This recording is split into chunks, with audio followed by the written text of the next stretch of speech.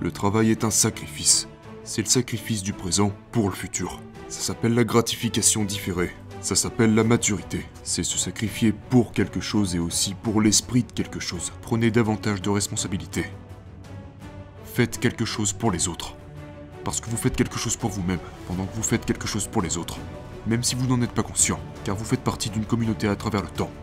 Trouvez quelque chose à servir.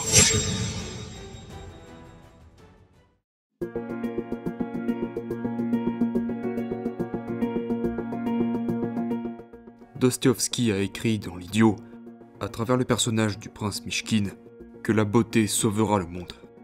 Solzhenitsyn l'a d'ailleurs mentionné dans son discours du prix Nobel. Que pensez-vous que Dostoïevski voulait dire par là? Avait-il raison? Eh bien, je suppose que c'est le divin qui sauve le monde. On pourrait dire ça par définition. Et puis vous pourriez dire, eh bien, y a-t-il des nuances entre ce qui sauvera le monde et ce qui sauvera éternellement le monde? Et la réponse à cela, selon toute vraisemblance, est oui. Et ça pourrait être la vérité, l'amour, la justice et les vertus classiques. La beauté étant peut-être, dans un certain sens, la plus importante d'entre elles. C'est un cas difficile à établir, mais c'est certainement un indicateur. Dans quelle direction la flèche pointe-t-elle? Eh bien, la flèche pointe vers le haut. Et non, je pense que ce qu'elle indique, ce que la beauté indique, transcende la beauté. C'est plus que la beauté. Ça se réfère au divin. Oui, elle pointe vers le divin. Mais je précise encore, par définition, car on pourrait définir le divin dans un sens réel. Donc, une façon de définir le divin est que ce qui est divin pour vous est votre axiome le plus fondamental. Et vous pourriez dire, eh bien, je n'ai pas d'axiome fondamental. Alors je vous répondrai, très bien, mais dans ce cas-là, vous êtes simplement confus. Parce que vous vous retrouvez avec un tas d'axiomes contradictoires les uns avec les autres. Et vous pourriez dire, eh bien non, je n'ai pas d'axiome du tout. Et je vous dirais, eh bien, si vous pensez cela, vous êtes juste épistémologiquement ignorant de la compréhension elle-même. Parce que ce n'est tout simplement pas vrai du tout. Donc vous ne pensez pas qu'un être humain puisse exister à travers des contradictions? Eh bien oui, nous devons pouvoir exister au sein de la contradiction, mais lorsque les contradictions se manifestent, par exemple par la confusion, en ce qui concerne la direction, alors, la conséquence à cela, techniquement, c'est l'anxiété. Et la frustration et la déception, et toutes sortes d'autres émotions négatives. Mais l'émotion négative cardinale, signifiant de multiples voies à suivre, est l'anxiété. C'est un signal d'entropie. Mais vous ne pensez pas que ce genre de signal d'entropie puisse être canalisé vers la beauté, vers l'amour? Pourquoi la beauté et l'amour doivent-ils être clairs, ordonnés, simples? Eh bien, je dirais que ça n'a probablement pas besoin d'être... Ça ne peut tout simplement pas être réduit à la clarté et à la simplicité. Parce que, lorsqu'ils sont structurés de manière optimale, ils constituent un équilibre entre l'ordre et le chaos, et pas simplement l'ordre lui-même. Si c'est trop ordonné, si la musique est trop ordonnée, ce n'est pas acceptable. Ça sonne comme une boîte à rythme. C'est trop répétitif, c'est trop prévisible. Il faut qu'il y ait, comment dirais-je, il faut qu'il y ait une sorte de feu à l'intérieur de ça, en plus de la structure. Il n'y a pas si longtemps, j'étais à Miami pour faire un séminaire sur l'Exode, avec un certain nombre d'universitaires et c'était une belle discussion. Quand Moïse rencontre le buisson ardent pour la première fois, ce n'est pas une conflagration qui demande de l'attention, c'est quelque chose qui attire son attention. C'est un phénomène, ça revient à quelque chose qui brillerait et Moïse doit s'arrêter et y prêter attention. Et c'est ce qu'il fait. Et il voit ce feu qui ne consume pas cet arbre. Et l'arbre est une structure, d'accord?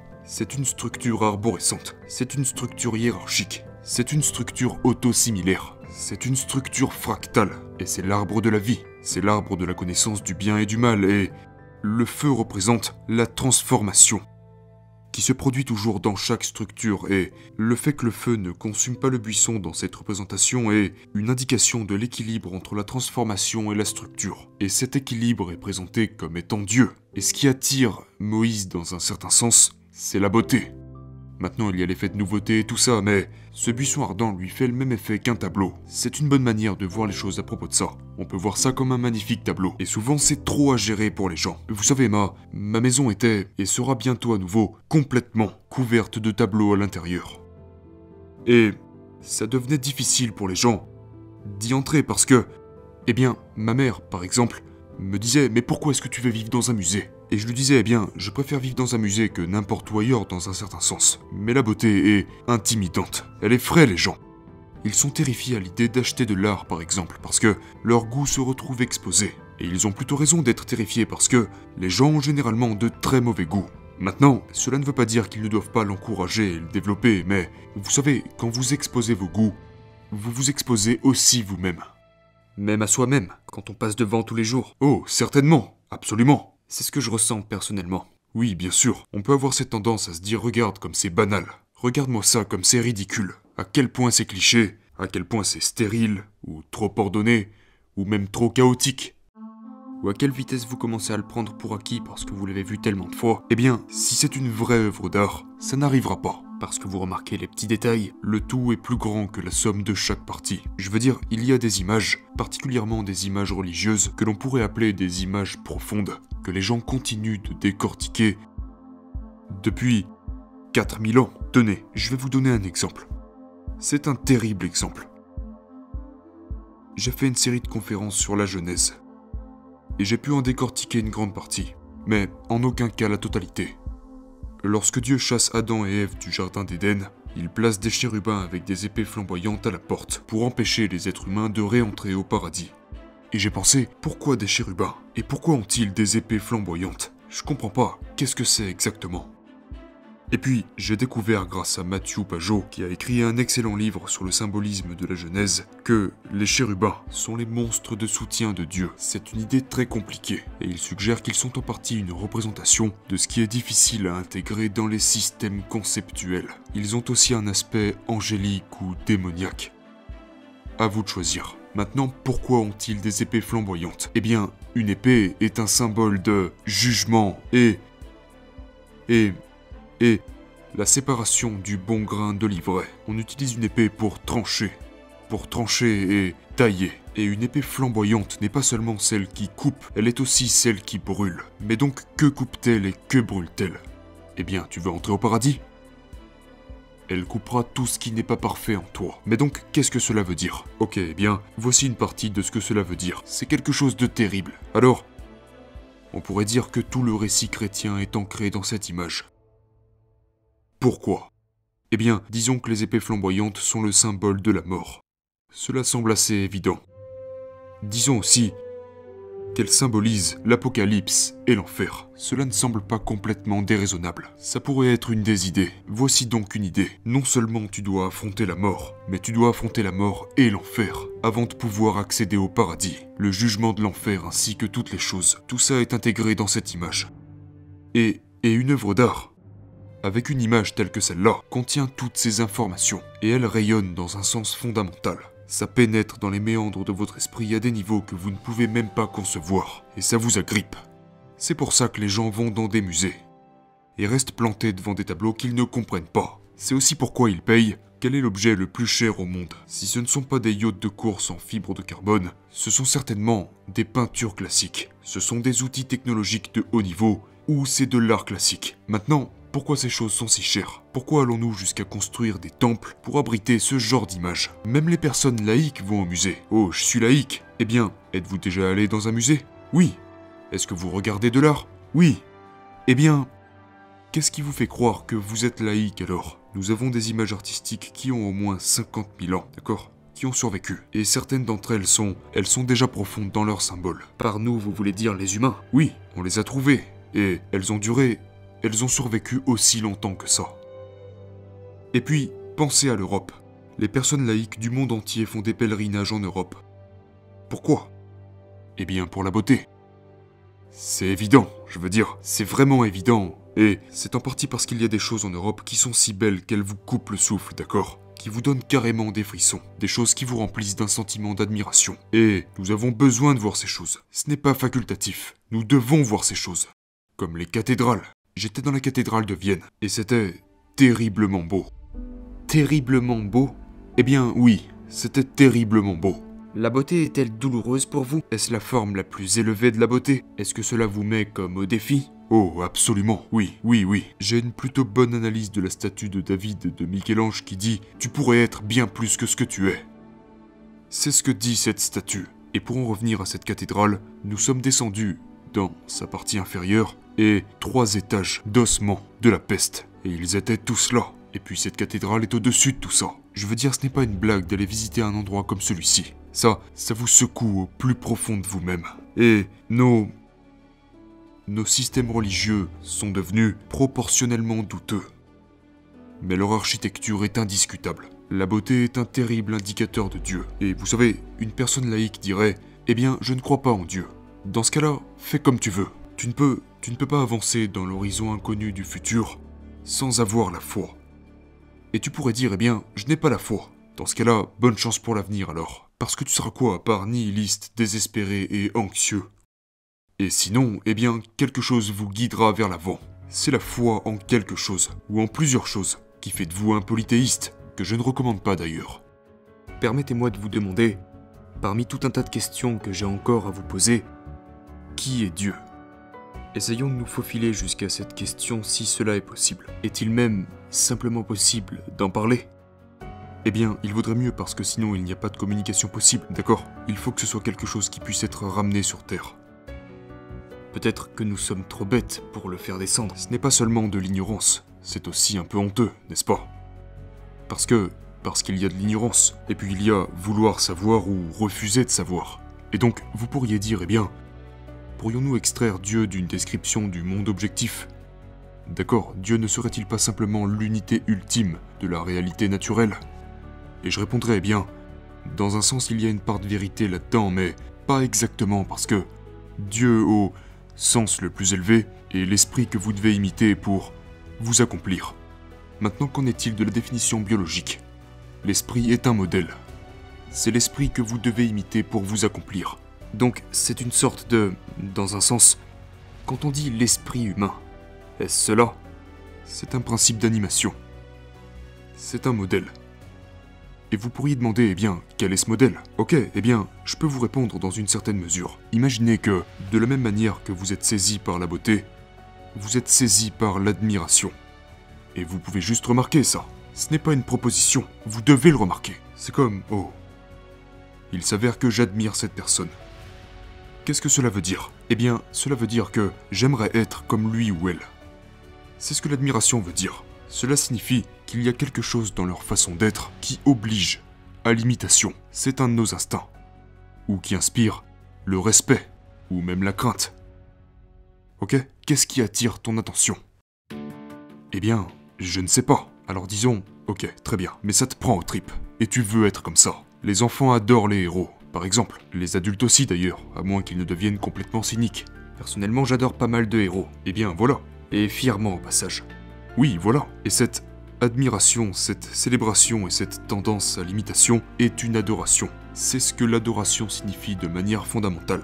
Maintenant, imaginez que vous prenez l'ensemble de toutes les personnes admirables et que vous en extrayez l'apprentissage. Vous en extrayez les caractéristiques centrales de ce qui constitue l'admirable. Et puis vous faites cela à plusieurs reprises pour finir par arriver à ce qui est pour vous le plus admirable chez ces personnes. Vous vous retrouvez alors avec le mieux que vous puissiez obtenir en termes de représentation de Dieu. Et vous pourriez dire, eh bien, je ne crois pas à ça. Et je vous dirais, eh bien, qu'est-ce que vous voulez dire? Ce n'est pas un ensemble de faits propositionnels. Ce n'est pas une théorie scientifique sur la structure du monde objectif. Et puis je pourrais ajouter quelque chose à ce sujet aussi, parce que j'ai beaucoup pensé à ça, surtout depuis que j'ai parlé à Richard Dawkins. C'est comme, ok, les types postmodernistes, qui remontent bien avant Derrida et Foucault, peut-être même jusqu'à Nietzsche, que j'admire beaucoup au passage, ils disent Dieu est mort. Et je suis là genre, ok, Dieu est mort, nous l'avons tué et nous ne trouvons pas assez d'eau pour laver tout le sang. Ça vient de Nietzsche. Ce n'est pas un idiot. Il s'en sort avec des mots. Bien sûr qu'il l'a fait. Mais donc, vous pensez, eh bien, ok, alors comme ça nous avons tué le transcendant. Qu'est-ce que cela signifie pour la science? Eh bien, cela la libère parce que toutes ces absurdités à propos d'une divinité ne sont que des superstitions idiotes qui empêchent le processus scientifique d'avancer. En gros, c'est la nouvelle revendication athéiste, ou quelque chose comme ça. C'est comme, mais je veux dire, attendez une seconde. Croyez-vous au transcendant si vous êtes un scientifique? Et la réponse est, eh bien, non seulement vous y croyez, mais vous y croyez plus que toute autre chose. Parce que si vous êtes un scientifique, vous croyez en ce qui s'oppose à votre théorie, plus que vous ne croyez en votre théorie. Maintenant, nous devons réfléchir à tout ça très attentivement. Donc votre théorie décrit le monde et en ce qui vous concerne, votre description du monde est le monde. Mais, parce que vous êtes un scientifique, vous pensez que, même si c'est ma description du monde et que c'est ce que je crois, Il y a quelque chose au-delà de ce que je crois. Et c'est l'objet. Je vais donc lancer ma théorie contre l'objet et voir où est-ce qu'elle va se briser. Et puis je vais utiliser la preuve évidente de cette rupture comme une source de nouvelles informations pour revitaliser ma théorie. Donc en tant que scientifique, vous devez admettre l'existence du transcendant ontologique avant même de pouvoir avancer. Mais plus encore, vous devez admettre ce contact avec le transcendant ontologique, et ce aussi ennuyeux qu'il soit, parce qu'il bouleverse vos habitudes. Et c'est en fait exactement ce qui vous rendra libre. Vous acceptez donc la proposition qu'il existe une réalité transcendante. Admettre cette réalité transcendante est rédempteur dans le sens le plus fondamental, parce que si ce n'était pas le cas, pourquoi vous donner la peine d'entrer en contact avec lui? Allez-vous tout rendre pire ou tout rendre meilleur? Pourquoi le contact avec un transcendant vous libère-t-il en tant que scientifique? Parce que vous supposez que, je veux dire, la liberté dans le sens le plus fondamental revient à... Eh bien, être libéré du besoin, être libéré de la maladie, et être libéré de l'ignorance, n'est-ce pas? Et c'est cela qui vous informe, les logos qui s'y trouvent. Donc c'est le pourquoi de la science. C'est exactement ça. Oui, c'est la direction, disons, la directionnalité de la science. C'est une direction narrative, pas une direction scientifique. Mais maintenant la question est, quelle est cette direction narrative? Eh bien, elle suppose une réalité transcendante. Elle suppose que la réalité transcendante est corrective. Elle suppose que notre structure de connaissance devrait être considérée avec humilité. Elle suppose que vous devriez vous incliner face à l'évidence transcendante. Vous savez, en tant que scientifique, vous devez faire le serment de suivre cette voie si vous voulez être un vrai scientifique, qui revient à pourchasser la vérité, et ce, quoi qu'il arrive. Et cela veut dire que vous considérez la vérité comme une force rédemptrice. Maintenant, que signifie rédempteur? Pourquoi s'embêter avec la science? Eh bien pour que les gens ne meurent pas de faim, pour que les gens puissent se déplacer plus efficacement, pour que la vie puisse être plus abondante, d'accord? Donc tout cela est ancré dans une éthique sous-jacente. Maintenant, disons que vous acceptez l'argument que je viens de présenter sur le front naturel, mais vous dites « ouais, en fait c'est juste la nature. Ce n'est pas Dieu. » Mais là je vous dirais, eh bien, qu'est-ce qui vous fait penser que vous savez ce qu'est la nature?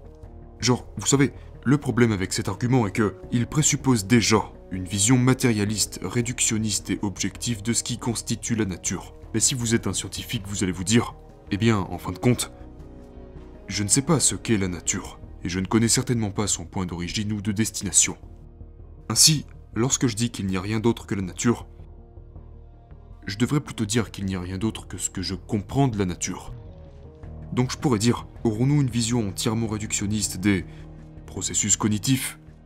Et la réponse à cela est oui, mais d'ici là, notre compréhension de la matière aura tellement changé que ce que nous considérions comme du réductionnisme ne ressemblera plus du tout à ce que nous considérons comme du réductionnisme aujourd'hui. La matière n'est pas de la poussière morte.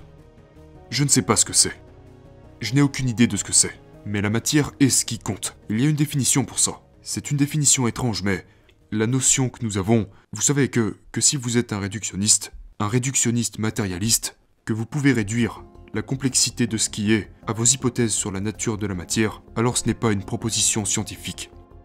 Donc, dans un certain sens, sans Dieu, dans cette grande et compliquée définition dont nous parlons, il n'y a pas d'humilité. Ou il n'y en a pas assez. Il y a moins de chances qu'il y en ait. Ou plutôt, la science peut se tromper en prenant une trajectoire qui s'éloigne de l'humilité, sans la présence de quelque chose de beaucoup plus puissant que les êtres humains. Oui, et puis on sait que l'histoire de Frankenstein en découle instantanément. Et c'est une plutôt bonne histoire pour l'époque actuelle. C'est comme si vous vous amusez à créer une nouvelle vie, vous feriez mieux de vous assurer que vos cibles pointent vers le haut. Et c'est intéressant parce que vous avez dit que la science a... une éthique, si je puis me permettre.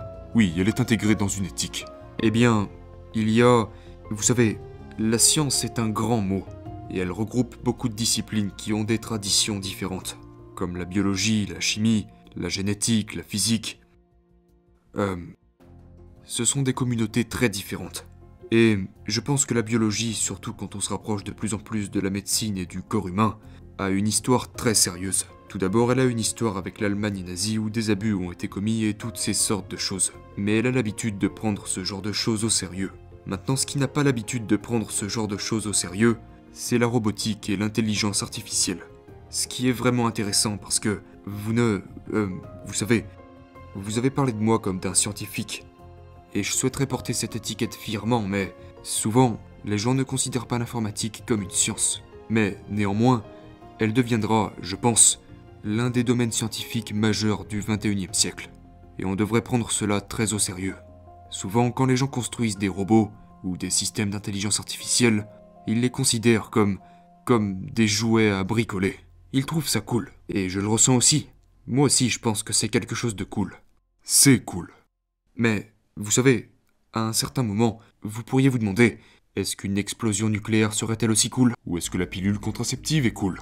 Ou est-ce que le transistor est cool? Oui, l'autre chose aussi, et c'est un problème bizarre dans un certain sens, c'est que les ingénieurs en robotique sont des personnes qui font des choses, n'est-ce pas? Je veux dire, la chose sur laquelle il faut faire vraiment attention, c'est l'intérêt que l'on porte sur les choses versus l'intérêt que l'on porte sur les gens. Certains de mes meilleurs amis sont des personnes qui s'intéressent aux choses. Oui, très bien. Et je pense que ces gens sont des penseurs logiques, très clairs, et qui sont très orientés vers les résultats et la pratique. Et c'est très bien. C'est ce qui fait la machinerie et qui la fait fonctionner. Mais il y a un côté humain dans cette équation. Et vous pouvez prendre les gens à l'extrême et penser, eh bien, qu'en est-il de l'humain ici? Et quand nous parlons de... Nous avons parlé de la nécessité d'avoir des entreprises technologiques intégrées dans une éthique. Et vous pouvez ignorer cela, genre, même la plupart du temps, d'accord? Vous pouvez ignorer l'éthique globale, dans un certain sens, lorsque vous jouez avec vos jouets. Mais lorsque vous construisez une intelligence artificielle, c'est comme, eh bien, ce n'est plus un jouet. Ça pourrait être... Un jouet peut très vite devenir un monstre. Oui, exactement. Et c'est un tout nouveau genre de monstre. Et peut-être même qu'il est déjà là. Et vous remarquez ensuite combien de ces choses vous ne pouvez plus éteindre.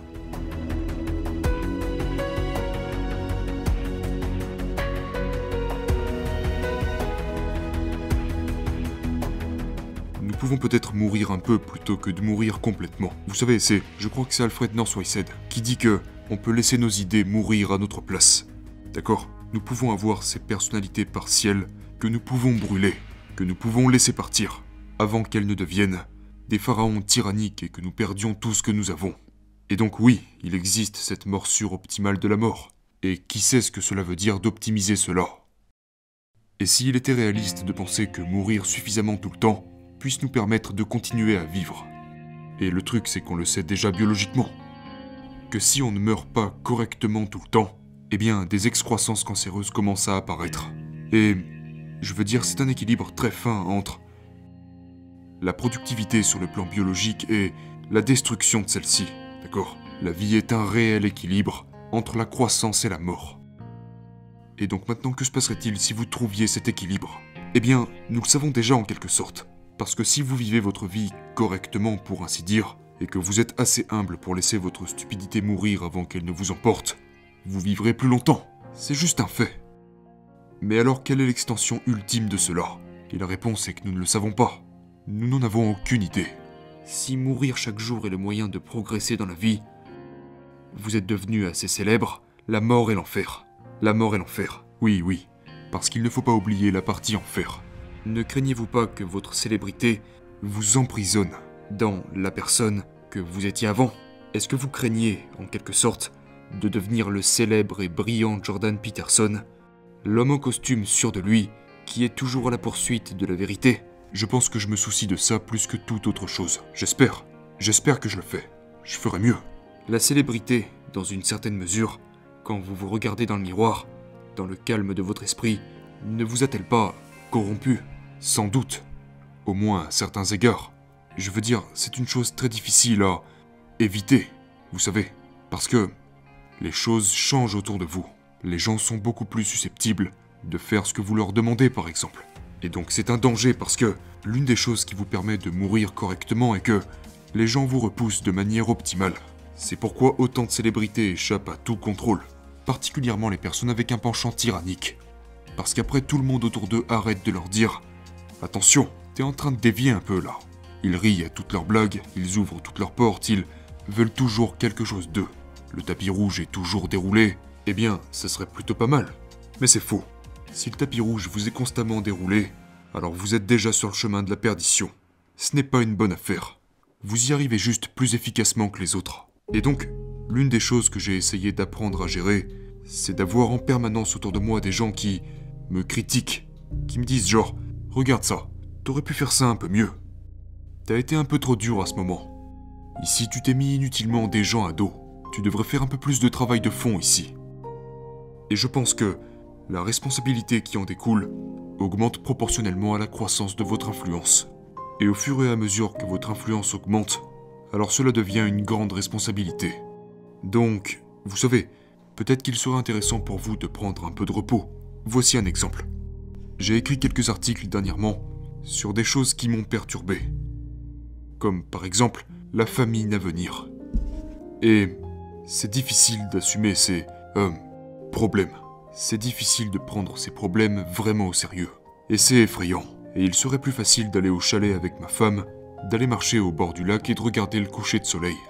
Et donc, je me retrouve tenté de puiser dans la colère, une sorte d'énergie motivante, pour m'aider à vaincre la résistance liée au fait de faire cela. Mais cela me rend plus dur et plus critique dans ma façon de parler lorsque je lis de telles choses, par exemple sur YouTube. Mais peut-être aussi que la colère endurcit votre esprit au point de ne plus remarquer la beauté subtile et tranquille du monde. L'amour tranquille qui est toujours là et qui imprègne tout. Parfois nous pouvons devenir profondément cyniques à propos du monde. C'est d'ailleurs quelque chose que Nietzsche a abordé. Ne te bats pas avec les monstres, sinon tu deviendras un monstre. Et si tu regardes dans l'abîme aussi te regarde. Oui, c'est vrai, mais j'ajouterais allez-y. D'accord, parce que je sais aussi que l'abîme a tout à fait raison. Et si tu regardes dans l'abîme assez longtemps, tu y verras la lumière, pas l'obscurité. Êtes-vous vraiment sûr de ça? Je parie ma vie sur ça. Ok. Ça pourrait déformer votre esprit, au point que tout ce que vous voyez se retrouve, c'est l'abîme.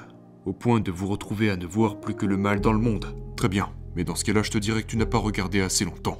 Vous savez, et on en revient aux épées flamboyantes. Je veux dire, comme je l'ai dit, toute l'histoire du Christ est préfigurée dans cette image. C'est comme l'histoire du Christ, psychologiquement, est l'acceptation radicale de la pire tragédie possible. C'est ce que cela veut dire. C'est ce que représente le crucifix. Psychologiquement, ça revient à regarder fixement ce dont on a le plus peur. Mais l'histoire ne s'arrête pas là. Car dans l'histoire, le Christ traverse la mort en enfer. Donc la mort n'est pas suffisante. La mort d'un innocent n'est pas suffisante pour produire la délivrance. Ce voyage doit être un voyage volontaire en enfer. Et peut-être que cela est vrai pour tout le monde. Et je veux dire, il n'y a pas d'idée plus terrifiante que ça, par définition. Mais donc, du coup, allez-vous oser traverser cela? Eh bien, à vous de le dire. À quelle fréquence contemplez-vous la mort? Votre propre mort. À quelle fréquence vous remémorez-vous que ce voyage se termine un jour? Personnellement, oui. Tout le temps. Parce qu'en tant que penseur profond et philosophe, il est facile de commencer à philosopher et d'oublier que l'on pourrait mourir aujourd'hui.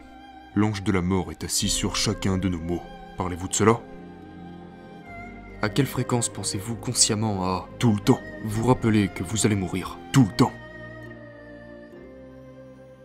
Je pense que c'est l'une des choses qui m'a rendu particulier. Quand j'étais à l'université, vous savez, j'avais la pensée de la mort dans mon esprit absolument en permanence. Et je remarquais que la plupart des gens avec qui j'étais, et c'était des gens que j'admirais beaucoup, ça ne faisait pas partie de leur caractère, mais ça faisait définitivement partie du mien. Je me réveillais tous les matins, et ça s'est facilement produit pendant des années, et je me répétais continuellement, le temps presse, il faut s'y mettre, le temps presse, il y a des choses à faire. Et donc, et c'est toujours là d'ailleurs, j'y pense toujours aujourd'hui.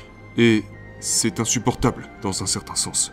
Avez-vous peur de ça? Quelle est votre peur de la mort? Oui, vous savez, j'étais prêt à mourir il y a un an de ça. Et pas par hasard, j'avais des gens que j'aimais, vous savez. Donc non, je ne suis pas très inquiet pour moi. Par contre, j'ai très peur de faire une erreur. D'accord. J'ai entendu Elon Musk parler de ça il y a quelques années, et c'était vraiment un moment marquant.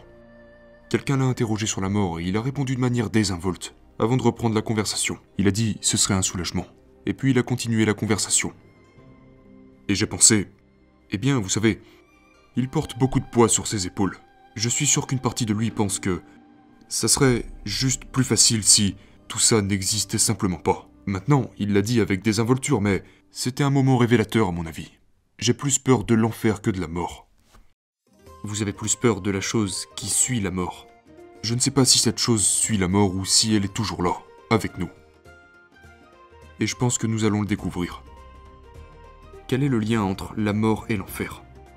Je ne sais pas. Je ne sais pas. Je ne sais pas. Y a-t-il quelque chose qui doit être fait avant votre arrivée? Vous avez plus de chances de mourir terriblement si vous vivez d'une manière qui vous mènerait en enfer. C'est un des liens. Que pensez-vous d'Elon Musk? Vous avez parlé un peu de lui tout à l'heure. J'ai été frappé d'admiration. C'est ce que je pense, et je pense que... Je pensais à ça d'une manière fondamentale. C'est comme si tu trouvais que ce comédien était drôle. C'est comme, eh bien... Oui, je rigole de lui. Vous voyez ce que je veux dire? Encore une fois, ce n'est pas une proposition. Donc oui, il y a des choses sur lesquelles j'aimerais interroger Monsieur Musk. Comme l'aventure martienne. Je ne sais pas ce qu'il mijote là-bas. Cela me semble absurde, au sens le plus fondamental du terme, car je pense qu'il serait beaucoup plus facile de construire un avant-poste dans l'Antarctique ou dans le désert. Dans quelle mesure l'effort humain est-il absurde? Eh bien, qu'est-ce qu'a dit Nietzsche? Les grands hommes sont rarement crédités de leur stupidité. Qui diable sait ce qu'Elon Musk est en train de créer? Je veux dire, il a bel et bien construit des fusées. Maintenant, il est motivé à construire une plateforme pour la vie sur Mars. Est-ce une bonne idée? Qui suis-je pour le dire? Il construit des fusées, notre ami. Mais oui, j'aimerais beaucoup lui poser quelques questions. Il n'est pas évident pour moi d'être en position d'évaluer Elon Musk. Genre, j'aimerais bien lui parler et découvrir ce qu'il fait et pourquoi, mais je veux dire, c'est une personne de l'impossible. Ce qu'il fait est impossible. Tout ce qu'il fait est normalement impossible. Je veux dire, il construit des voitures électriques qui fonctionnent. Maintenant, est-ce que ça fonctionne complètement et est-ce que ça va remplacer les voitures à essence ou est-ce que ça le devrait? Je ne sais pas. Mais s'il est question de construire des voitures électriques, il semble être le meilleur à ça. Et de loin. Et il a plus ou moins fait ça... Les gens le critiquent, mais il a plus ou moins fait ça tout seul. Maintenant, je sais qu'il est très bon pour répartir les responsabilités et tout ça, mais c'est lui le pilier. Et puis ce sont des choses difficiles. Et puis il a construit une fusée à environ 1/10 du prix des fusées de la NASA. Et puis il a envoyé l'une de ses voitures dans l'espace. C'est plutôt difficile. Et il a construit cette entreprise qui est plus ou moins comme... C'est quoi le nom déjà? C'est une sorte de... C'est une blague fantaisiste dans un certain sens. Sauf que ce n'est pas une blague. C'est un homme incroyable. Imaginez qu'il y ait un dragon. Il y a un dragon. Puis quelqu'un vient et dit, il y a un dragon, et je suis le gars qui doit s'en occuper. C'est ce que disent les écologistes, les radicaux qui poussent les limites de la croissance. Donc je le regarde et je me dis, ok. Pour commencer, est-ce que ce dragon est-il réel ou non? C'est ma première question. Je me pose cette question à chaque fois que je passe du temps seul. L'apocalypse se prépare-t-elle sur le front de l'environnement? Oui ou non? Je laisse ça de côté pour l'instant. Je pense que l'on peut argumenter dans les deux sens pour un tas de raisons différentes. Et ce n'est pas une préoccupation insignifiante. Nous avons terriblement surexploité les océans. Et il y a des problèmes environnementaux qui se profilent. Maintenant, que le changement climatique soit le plus important ou non est une toute autre question. Mais nous n'abordons pas cela. Ce n'est pas notre préoccupation. Là, vous êtes en train d'affirmer qu'il y a un dragon. Pourquoi devrais-je vous écouter? Eh bien, voyons comment vous réagissez au dragon. Pour commencer, vous êtes terrifié et en état de panique. Cela pourrait indiquer que vous n'êtes pas l'homme de la situation.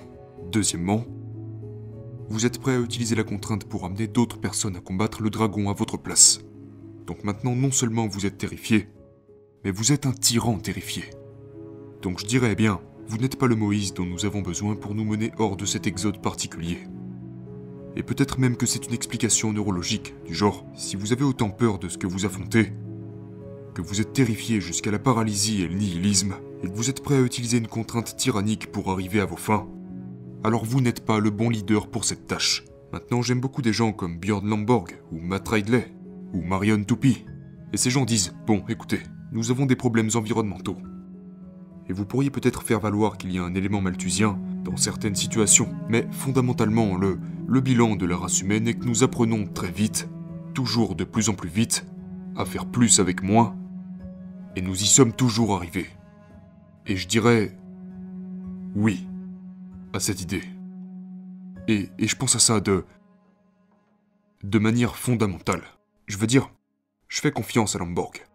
Je fais confiance à Toupi. Je fais confiance à Matt Ridley. Ils ont pensé à ces choses profondément. Ils ne disent pas simplement « Oh, l'environnement n'a pas d'importance ». Peu importe ce qu'est l'environnement. Tu sais, l'environnement, je ne sais même pas ce que c'est. C'est l'ensemble des choses. L'environnement. Oh, je suis préoccupé par l'environnement. C'est comme, en quoi est-ce différent de dire je suis préoccupé par tout? En quoi ces déclarations sont-elles sémantiquement différentes? Eh bien oui, l'environnement, c'est plutôt la société humaine qui m'inquiète. Beaucoup de ces systèmes complexes sont difficiles à décrire, parce qu'il y a évidemment tellement de choses impliquées. Oui, absolument tout. Et puis il y a ces modèles. Les gens s'en sont pris à moi parce que je n'adhère pas au modèle climatique. Sauf que, je pense que les modèles climatiques sont étendus dans les modèles économiques, parce que le modèle climatique dit que il va y avoir un certain niveau de réchauffement, disons d'ici 2100. C'est comme, ok, une partie de ce réchauffement pourrait être d'origine humaine, une partie de ce réchauffement pourrait être due au fait que l'on sort d'une période glaciaire. Vous savez, ça s'est déjà produit auparavant. Mais ok, très bien. Bien qu'il y ait plusieurs présomptions. Et toute erreur dans votre modèle se multiplie au fur et à mesure que le temps passe. Mais faites comme vous voulez. Ok, maintenant on va étendre le modèle climatique pour ainsi dire au modèle économique.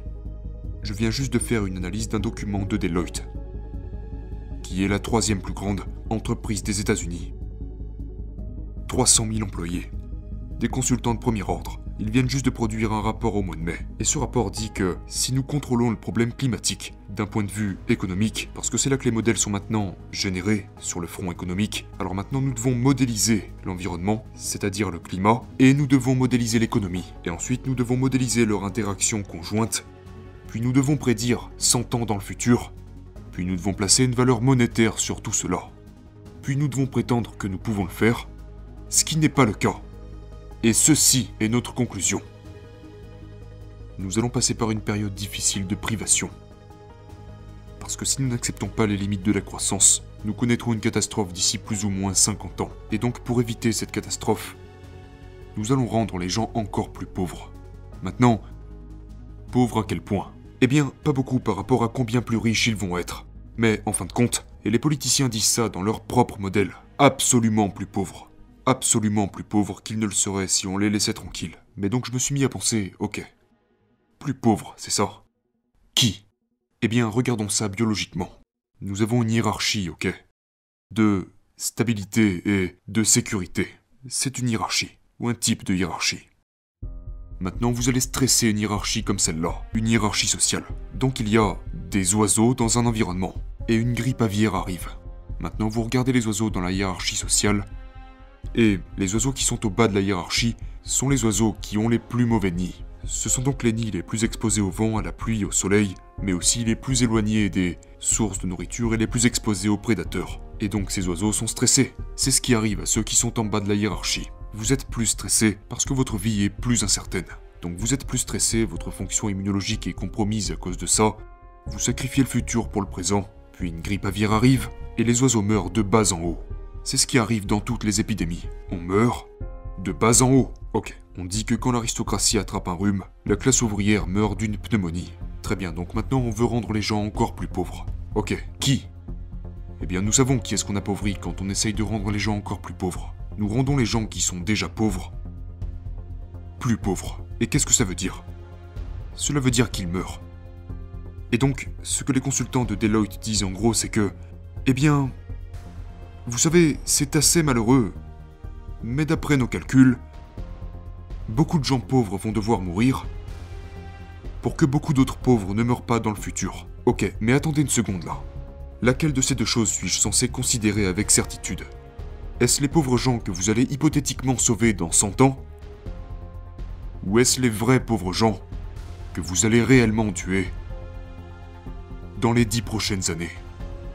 Il répondrait, eh bien, nous maintenons nos calculs et nous allons choisir les pauvres que nous allons réellement tuer. C'est comme, eh bien, ok, là je m'adresse aux consultants de Deloitte. Avez-vous réellement modélisé le monde? Ou est-ce encore un gros truc publicitaire, designé pour attirer vos clients corporatifs, en démontrant que vous êtes tellement intelligent que vous pouvez modéliser l'écosystème du monde entier, y compris le système économique, et tout ça en le prédisant 100 ans à l'avance? N'y a-t-il pas un peu d'aléa moral à faire une telle affirmation? Juste, ne serait-ce qu'un petit peu. J'ai donc parlé à Björn Lomborg et Michael Yon la semaine dernière, et nous avons consulté les estimations de l'ONU concernant la famine pour l'année à venir. Et ils disent que 150 millions de personnes vont souffrir d'insécurité alimentaire. D'insécurité alimentaire. Ouais, d'insécurité alimentaire. C'est l'expression à la mode en ce moment. La famine. Sauf que Michael Yon pensait plutôt à 1,2 milliard. Et puis il dit que ça sera encore pire que ça, parce qu'il dit que ce qui se passe pendant une famine, c'est que les gouvernements deviennent fous. Les gouvernements se déstabilisent. Et puis, ils s'approprient la nourriture des agriculteurs. Ce qui fait que les agriculteurs se retrouvent rapidement fauchés. Maintenant, ils ne peuvent plus cultiver. Et je pense, ouais, c'est exactement ce qu'ils feraient. C'est exactement ce qui se passerait. Oui, le dragon et la peur du dragon alimentent des idéologies dont certaines peuvent construire un monde meilleur et d'autres peuvent le détruire. Si le dragon que vous affrontez vous transforme en un tyran terrifié, alors vous n'êtes pas l'homme de la situation. Après qu'Adam et Ève aient été chassés du paradis pour avoir pris conscience d'eux-mêmes, ou au moment où ils ont pris conscience d'eux-mêmes, ils sont destinés à travailler. Et la raison en est pour autant que je sache que devenir conscient de soi, c'est aussi devenir conscient de l'avenir. C'est prendre conscience de la mort. C'est ce qui se passe dans l'histoire d'Adam et Ève. Le voile devant leurs yeux leur ont été retirés. Et puis, la conséquence de cela est que vous devez maintenant travailler pour prévenir les catastrophes du futur. C'est le travail. Le travail est un sacrifice. C'est le sacrifice du présent pour le futur. Ça s'appelle la gratification différée. Ça s'appelle la maturité. C'est se sacrifier pour quelque chose et aussi pour l'esprit de quelque chose. Ok, donc maintenant, Adam et Ève ont 2 enfants. Caïn et Abel, ce sont donc les 2 premières personnes de l'histoire. Parce que le jardin d'Éden ne compte pas. Et ce sont les 2 premières personnes qui sont nées plutôt que créées. Donc ce sont les 2 premières personnes. Et c'est une sacrée histoire parce que c'est une histoire de meurtre fratricide qui dégénère en génocide, en déluge et en tyrannie. Donc, c'est amusant quand on constate que c'est comme ça que l'histoire a débuté, disons. Et Abel et Caïn font tous 2 des sacrifices. Et pour une certaine raison, les sacrifices d'Abel plaisent à Dieu. On ne sait pas exactement pourquoi, et Caïn non plus. Il y a une implication dans le texte qui laisse entendre que c'est parce que les sacrifices de Caïn sont de second ordre. Dieu dit qu'Abel apporte le meilleur à l'autel de sacrifice, et il ne dit pas cela de Caïn. Donc vous pouvez imaginer que Caïn se sacrifie quand même, mais qu'il garde quelque chose en réserve.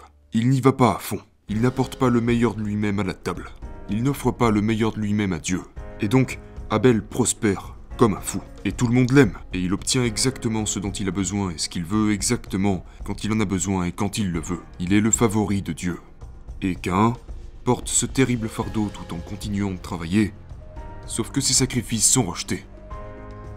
Donc, il a du ressentiment, vraiment du ressentiment au point d'interpeller Dieu et dire quelque chose comme « C'est une sacrée invention que vous avez fait là. Je me plie en 4 et rien de bon ne vient à moi. Que se passe-t-il, bon sang ?» Et puis à côté, il y a Abel, le soleil brille sur lui tous les jours. Comment oses-tu? C'est comme « ok ». Sauf que c'est à Dieu que Caïn est en train de parler. Et donc Dieu lui dit ce que Caïn veut le moins entendre. C'est ce que Dieu dit habituellement aux gens. Il lui dit « Regarde ce que tu fais. Tu ne fais pas les sacrifices que tu devrais faire. Et tu le sais. » Et puis il lui dit quelque chose d'encore pire. Il lui dit « Le péché est accroupi à ta porte comme un animal prédateur sexuellement excité. Et tu l'as invité à entrer en le laissant faire ce qu'il veut de toi. » Donc il lui dit en gros « Tu as permis à ton ressentiment de te préoccuper, et maintenant tu le rumines, et tu génères quelque chose de créatif, de nouveau et horrible, possédé par l'esprit du ressentiment. Et c'est pourquoi tu es dans cet état misérable dans lequel tu te trouves. » Alors Caïn s'en va, son visage se décompose, comme on peut s'y attendre, mais il s'en va, et il est tellement furieux parce que Dieu vient de lui dire « Écoute, tes problèmes sont de ta propre fabrication. Et non seulement tu les as invités à entrer, mais tu t'es aussi engagé dans cette voie de manière créative. Et non seulement tu m'en fais porter la responsabilité, mais en plus de ça, tu en deviens jaloux d'Abel, qui est ton idole et ton but réel. Et Caïn, au lieu de changer, tue Abel.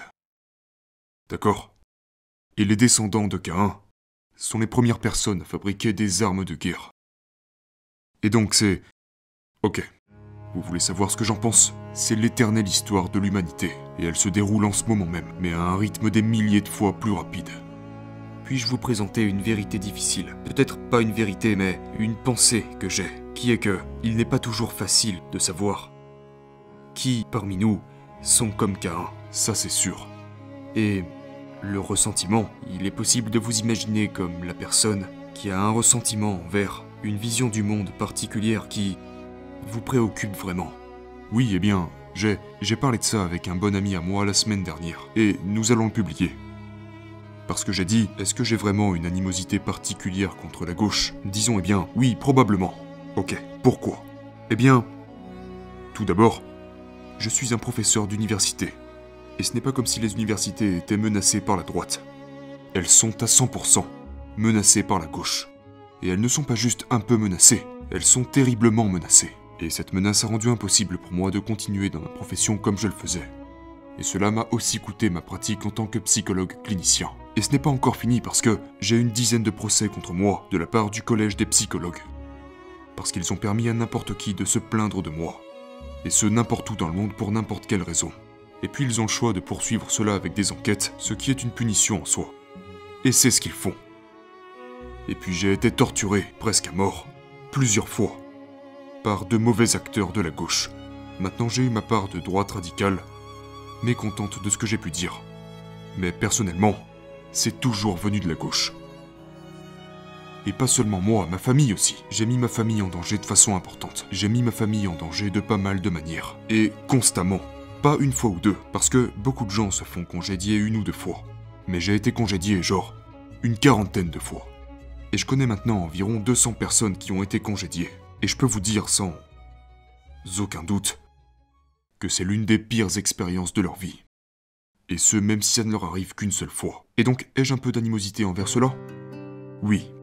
Est-ce que ça va trop loin? Je ne sais pas. J'essaie de le découvrir.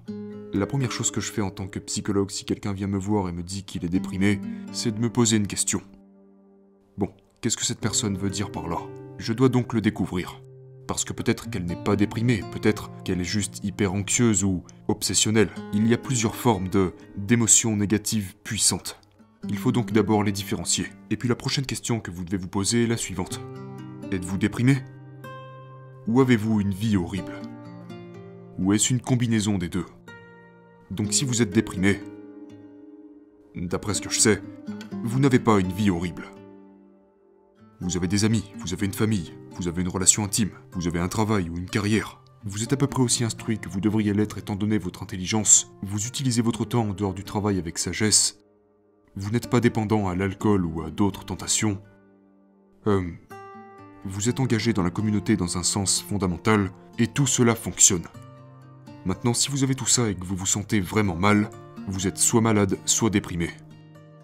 Et donc, parfois, il y a une façon biochimique de traiter cela, d'après mon expérience en tant que psychologue, et que si vous êtes déprimé, et ce en ayant une bonne vie mais que vous prenez des antidépresseurs, cela vous aidera probablement beaucoup. Maintenant, peut-être que vous n'êtes pas vraiment déprimé, mais que vous avez juste une vie horrible. Maintenant, à quoi cela ressemble-t-il? Vous n'avez pas de relation, votre famille est un désastre. Vous n'avez pas d'amis, vous n'avez pas de projet, vous n'avez pas de travail. Vous utilisez votre temps en dehors du travail non seulement mal, mais en plus de façon destructrice. Vous avez une addiction à la drogue ou à l'alcool, ou à un autre vice, comme la pornographie. Vous n'êtes absolument pas engagé dans la communauté environnante. Vous n'avez pas d'échafaudage, aucun, pour vous soutenir dans votre façon d'être actuelle ou juste ne serait-ce que pour aller de l'avant. Et puis, en tant que psychologue, eh bien, je peux vous conseiller deux choses. S'il s'agit d'une dépression, à proprement parler, comme je l'ai dit, il y a parfois une voie biochimique, comme moyen d'y remédier, car c'est probablement physiologique, du moins en partie, si vous êtes déprimé, mais que vous avez quand même une vie normale. Parfois c'est simplement conceptuel. Parfois, on peut se tourner vers les rêves, pour aider les gens, car les rêves contiennent les graines d'un futur potentiel, et si la personne est un très bon rêveur, et que vous pouvez analyser les rêves, cela peut être très utile, mais cela ne semble être vrai que pour les personnes plus créatives. Et pour les personnes qui ont juste une vie horrible, c'est comme... Ok, vous avez une vie horrible? Eh bien, choisissons un front. Et si vous aviez besoin d'un ami, genre un ami, un type d'ami, savez-vous comment serrer la main et vous présenter? Du coup, je vais demander à la personne de me montrer. Faisons-le pendant une seconde. Ok, donc salut, je m'appelle Jordan. Mais les gens ne savent pas faire ça. Et puis, du coup, ils ne veulent même pas lancer le bal. Jordan vient de me faire une poignée de main. Oui, contrairement à te présenter un poisson mort. Vous savez, et il y a ces compétences sociales élémentaires qui Hypothétiquement, si on s'est bien occupé de vous, vous avez appris à faire ça quand vous aviez 3 ans. Et parfois les gens ont... J'ai eu beaucoup de clients à qui jamais personne n'avait prêté attention. Et ils avaient une dette de quelque chose comme 10 000 heures d'attention. Et une partie de cette attention était juste de l'écoute parce qu'ils avaient genre 10 000 heures de conversation qu'ils n'ont jamais eu avec personne. Et du coup, tout était complètement emmêlé dans leur tête. Et du coup, ils devaient commencer par...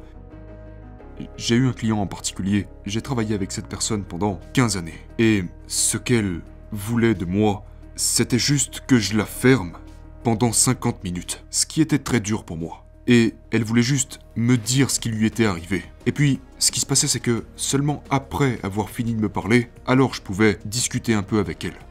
Et puis, au fur et à mesure que les années passaient, le temps que nous passions à réellement discuter dans ces sessions a augmenté proportionnellement jusqu'au moment où nous avons cessé de nous voir. Lorsque ma pratique professionnelle s'est effondrée, nous étions arrivés à discuter environ 80% du temps. Mais on ne lui avait littéralement jamais prêté attention correctement. Jamais. Et donc elle était un bloc non taillé dans le sens taoïste. Elle n'avait jamais été exposée à ces épées flamboyantes qui séparent le bon grain de l'ivraie. Et donc, vous pouvez faire ça en thérapie. Si vous écoutez ça et que vous êtes déprimé, je vous dirais, si vous ne pouvez pas trouver un thérapeute, et ça devient de plus en plus difficile parce que ça devient illégal maintenant d'être un thérapeute, parce que vous devez être d'accord avec vos clients, ce qui est une chose terrible à faire avec eux.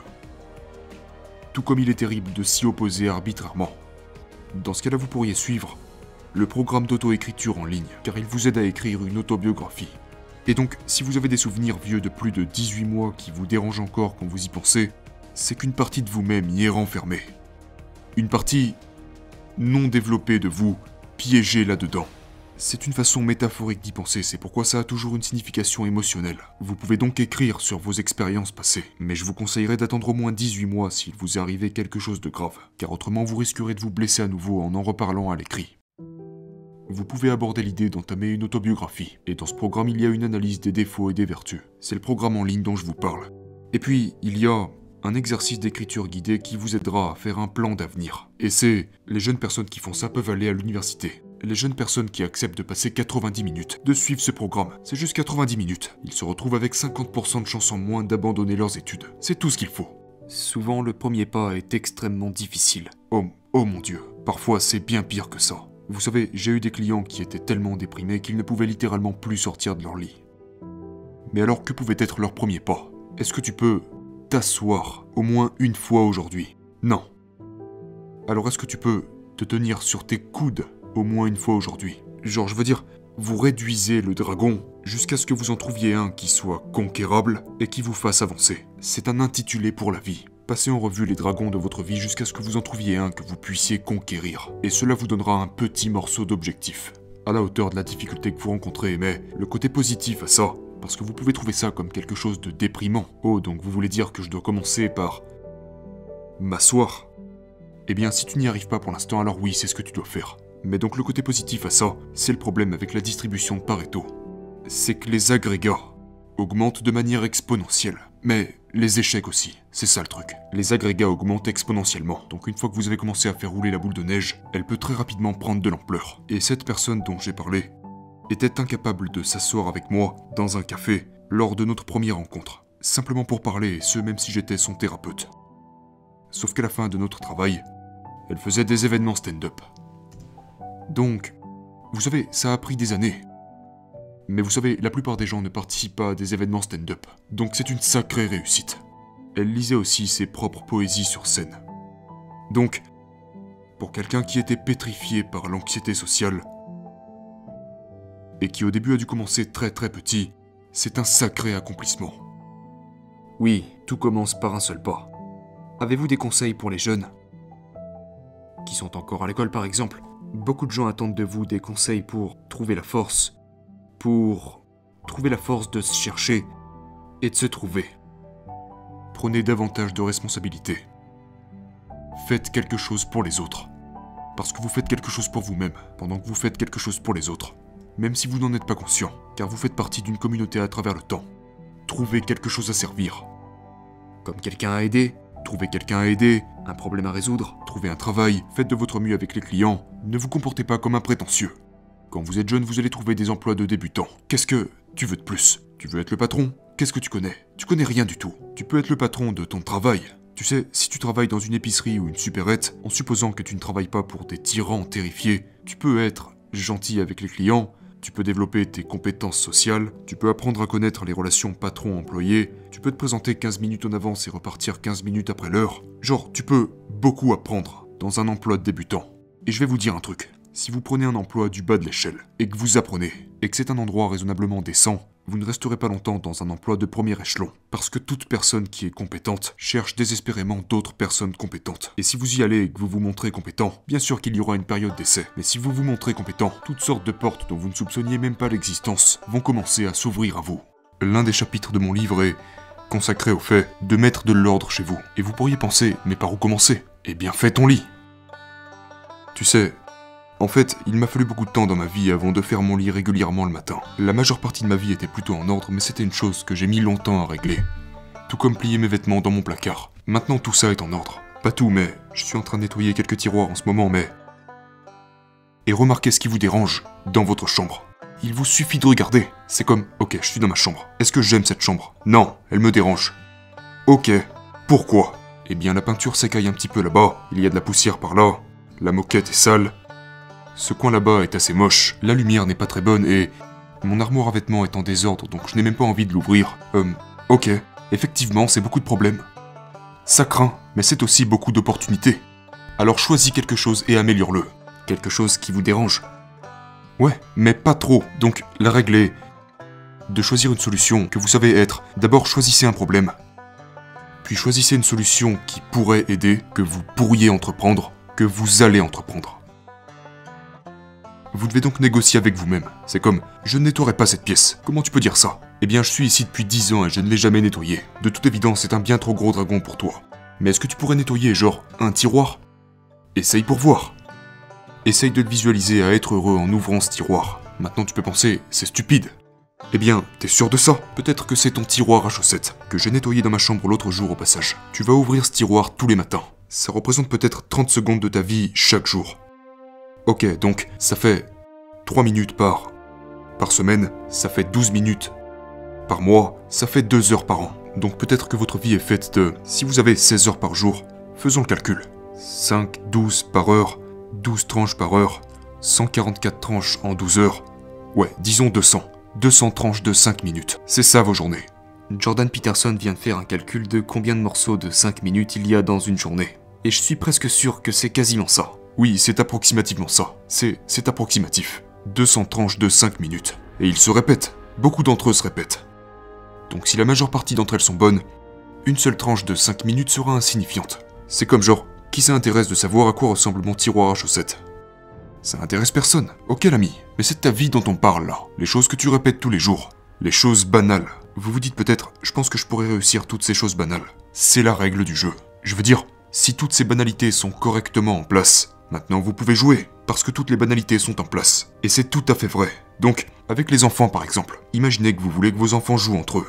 Eh bien, jouer est très fragile sur le plan neurologique, car toute motivation ou émotion concurrente va supprimer le jeu. Donc tout doit être en ordre. Tout doit être un jardin clos avant que les enfants ne puissent jouer. C'est une bonne façon de penser à ça. Donc vous mettez tout en ordre et vous pensez « Oh mon Dieu, maintenant je suis tyrannisé par cet ordre ». C'est comme « Non, c'est faux, pas si c'est volontaire ». Et puis l'ordre est la condition préalable à la liberté. Et donc tout d'un coup vous mettez de l'ordre dans toutes ces choses et vous pensez genre « Oh mon Dieu, regardez ça, maintenant j'ai un peu de place pour jouer ici ». Et puis, peut-être que vous n'êtes pas déprimé. Maintenant, souvent ce n'est pas aussi simple que ça. Vous savez, ce n'est pas si simple que ça. Essayez de mettre votre chambre en ordre. Un ordre parfait. C'est difficile. C'est très difficile. C'est une manière très puissante de penser à ces morceaux de 5 minutes. Ça commence par en faire un bon par jour. Oui, et si tu arrives à faire ça pendant 200 jours, ta vie est maintenant en ordre. Vous savez, j'ai beaucoup fait ça avec mes patients. Beaucoup d'entre eux rentraient du travail, surtout les hommes. Et dès qu'ils rencontraient leur femme à la porte de chez eux, c'était immédiatement la bagarre. Vous savez, c'est un conflit parce que l'homme rentre à la maison, il est fatigué et affamé, il a travaillé toute la journée et il espère que... Vous savez, qu'il sera bien accueilli lorsqu'il reviendra à la maison. Mais la femme qui est à la maison a passé toute la journée avec les enfants. Et elle aussi est fatiguée et affamée. Et elle aussi espère que quand il rentrera, il lui montrera un peu de reconnaissance pour ce qui s'est passé aujourd'hui. Sauf qu'ils entrent en conflit et ont tous les deux des problèmes à discuter parce qu'ils ont tous les deux eu leurs problèmes pendant leur journée. Et donc à chaque fois qu'ils se retrouvent le soir, ils ne sont pas... Ça part tout de suite en dispute pendant 20 minutes et puis toute la soirée est foutue. Mais donc vous devez vous dire, ok, voilà le deal. Tu vas frapper à la porte et la porte va s'ouvrir. Ok, maintenant tu peux choisir ce qui va se passer lorsque tu retrouveras ta femme. Mais d'abord tu dois trouver ce que c'est. Donc maintenant voilà le deal. Tu te comportes correctement. Et puis tu imagines que tu rentres à la maison et que tout se passe comme il faudrait que ça se passe. Ok. À quoi cela ressemble? Parce que tu peux la voir. Mais tu dois d'abord savoir ce que c'est. À quoi cela ressemble? Alors tu penses, ok, je veux rentrer à la maison, je veux être heureux de rentrer à la maison. J'arrive devant la porte. J'ouvre la porte. Je dis bonjour chérie, je suis à la maison. Ma femme dit salut, c'est si bon d'entendre ta voix. Elle s'approche. Elle dit salut chérie. Elle me prend dans ses bras. Elle me demande comment s'est passée ta journée. Et vous dites, eh bien, nous allons nous asseoir et en parler. Tu as besoin de manger quelque chose? Probablement. Allons nous asseoir et parler de nos journées. Genre, ça sonne plutôt bien. Ok, ça a l'air plutôt bien. Ce n'est peut-être pas parfait, mais ça a déjà l'air bien mieux que ce qu'on fait d'habitude. Alors que diriez-vous d'aller parler à votre femme? Et vous direz, ok, généralement voilà ce qui se passe quand je rentre à la maison, et j'aimerais que ce soit mieux. Alors que voudrais-tu qu'il se passe si ça pouvait se passer comme tu le voulais? Et donc elle s'assoit, et elle pense, ok, si tu rentres à la maison, qu'est-ce que je voudrais qu'il se passe? Et puis, maintenant que vous avez deux visions, et que vous lui avez demandé, eh bien, qu'est-ce que tu aimerais? Et vous écoutez sa réponse. Et puis, elle vous dit, comment tu aimerais que ça se passe? Donc vous lui dites, et puis vous pensez, ok, maintenant pouvons-nous rassembler ces visions, de sorte que non seulement nous obtenions tous les deux ce que nous voulons, mais parce que nous avons rassemblé nos visions, nous obtenons même plus que ce que nous voulons. Je veux dire, qui ne serait pas d'accord avec ça? À moins qu'il ne vise vers le bas. Et ceci est tellement excitant, ce n'est pas un compromis. C'est une union d'idéaux qui génère encore un meilleur idéal. Donc maintenant tu rentres à la maison et puis il y a une autre règle qui va avec ça, qui est, s'il te plaît, chérie, aie la grâce de me permettre de faire ça stupidement et mal, pendant que j'apprends au moins 20 fois. Et je te donnerai la même marge de manœuvre. Et ensuite on s'entraînera stupidement pendant 20 essais pour pouvoir faire un premier bilan, et ensuite peut-être qu'on le fera bien pour les 10 000 prochaines fois. Ouais. Et vous pouvez faire ça dans tous les domaines de votre vie. Vous pouvez faire ça avec vos enfants, vous pouvez faire ça avec votre famille. Et ce n'est pas facile, mais vous pouvez le faire. En tout cas, c'est beaucoup mieux que son alternative. Permettez-moi de demander conseil à Jordan Peterson à ce sujet. Comment trouver l'amour de sa vie? C'est une bonne question. On me l'a posée de nombreuses fois pendant ma tournée, même 3 fois de suite à un moment, car nous demandons aux gens d'utiliser ce gadget Slido pendant nos conférences. C'est une question populaire, très populaire. Elle revenait toujours en tête, et on me l'a posée 3 fois à la suite, et je n'arrivais pas à trouver une bonne réponse. Et puis j'ai pensé, pourquoi je n'arrive pas à trouver une bonne réponse? J'ai pensé, oh, je sais pourquoi. Parce que c'est une question stupide. Mais alors, pourquoi? Pourquoi? Parce que c'est mettre la charrue avant les bœufs. Voici la bonne question. Comment puis-je faire de moi le rendez-vous parfait? Si vous arrivez à répondre à cette question, vous n'aurez aucun problème à répondre à la question précédente. C'est comme, qu'est-ce que je veux chez un partenaire? Si j'offrais tout ce que je peux à un partenaire, qui serais-je? Et vous travaillez là-dessus. Posez-vous cette question, juste posez-vous-la. Demandez-vous simplement, ok, je dois être la personne que les femmes voudraient avoir. Ok, qu'est-ce qu'elles veulent? Quelqu'un de propre. Ce n'est pas un mauvais début, qui possède raisonnablement une bonne forme physique, donc en bonne santé,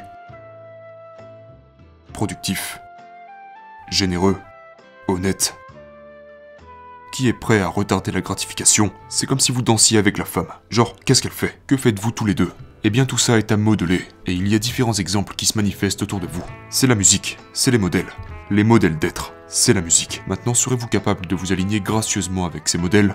Et c'est ce que la femme vérifie de vous. Et puis, ensuite, pourrez-vous le faire avec elle?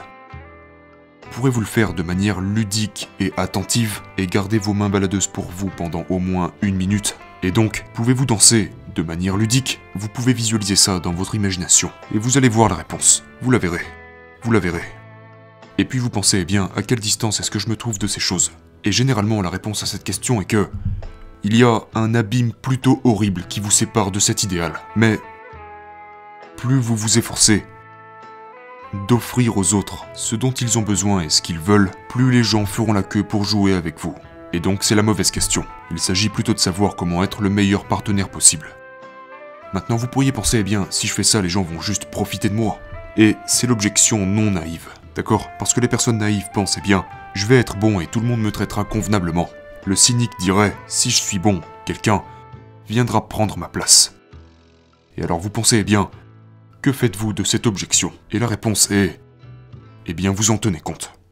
Et c'est pourquoi vous êtes censé être, c'est quoi déjà? Doux comme une colombe et sage comme un serpent. Vous pensez, je sais que tu es rempli de serpents. Je sais ça, je le sais même peut-être mieux que toi. Et ce qui est si intéressant à ce sujet, c'est que même si la personne à qui vous avez affaire est pleine de serpents, si vous lui tendez la main, en toute confiance, et que c'est réel, vous susciterez le meilleur en elle. Quel est, selon vous, le sens de tout cela? Quel est le sens de la vie, Jordan Peterson? Même si nous l'avons déjà défini maintes et maintes fois au cours de cette conversation, c'est l'aventure le long de la route, l'ami. Et la question est, où se trouve cette aventure? Dans la foi. C'est quoi la foi? L'ultime foi est l'amour, et la vérité en est la servante. C'est une déclaration de foi, d'accord? Parce que tu ne peux pas simplement le dire, pour voir si c'est vrai. Et donc, on ne peut pas trouver le sens de la vie sans aller le chercher soi-même. Et c'est tellement particulier, vous devez faire de l'engagement un principe fondamental. C'est comme un mariage, c'est la même chose. Genre, eh bien, est-ce la bonne personne pour moi? C'est une mauvaise question. Comment puis-je savoir si c'est la bonne personne pour moi? En me liant à elle. Et c'est certainement aussi vrai pour la vie. Vous vous y engagez. Et plus vous vous y attachez, plus vous découvrez ce qu'elle est. C'est une adhésion vraiment radicale. C'est le symbole du crucifix, et même plus que ça. Parce que comme je l'ai dit, l'histoire complète de la passion n'est pas morte. Ce n'est même pas une mort injuste. Ce n'est même pas la mort injuste et la crucifixion de l'innocent, qui devient vraiment plutôt horrible. C'est une mort injuste, torturante, une mort innocente, accompagnée de trahison et de tyrannie, suivie de l'enfer. Donc c'est une sacrée chose à embrasser radicalement. Je pense que beaucoup de gens placent la vérité comme l'idéal le plus élevé, et pensent qu'ils peuvent atteindre cet idéal tout en vivant dans un lieu de cynisme et finalement d'évasion de la vie, en se cachant de la vie, en ayant peur de la vie. Et vous avez très justement dit ça, que l'amour est le plus grand idéal à atteindre, et la vérité c'est sa servante. J'ai longtemps pensé à ça, à cette hiérarchie des idéaux. Et le truc avec la vérité, avec cette vérité amère, disons, cette vérité cynique, peut briser les chaînes de la naïveté. Et en fait, un cynisme brûlant est une amélioration morale par rapport à une naïveté aveugle. Même si l'une est d'une certaine manière positive, mais seulement parce qu'elle est protégée, et l'autre est amère et sombre, mais quand même meilleure. Mais vous n'avez pas fini à ce stade. En fait, vous avez à peine commencé. Vous êtes cynique, c'est comme genre, vous n'êtes pas assez cynique. Je veux dire, à quel point êtes-vous cynique? Êtes-vous cynique au même niveau que les gardiens de prison d'Auschwitz l'étaient? Parce que vous devez descendre assez profondément en vous avant de trouver cette partie de vous-même. Mais vous pouvez la trouver si vous le voulez, et puis vous pouvez penser, eh bien, je veux arrêter ça. Je ne veux pas ressembler à ça. Et si vous ne voulez pas ressembler à ça, eh bien c'est à vous d'entreprendre ce voyage de vérité, puis définir exactement ce que vous voulez être et ne pas être, et faire exactement ce qu'il faut pour devenir ce que vous voulez devenir, et ne pas faire les choses qu'il ne faut pas faire pour ne pas devenir la personne que vous ne voulez pas devenir.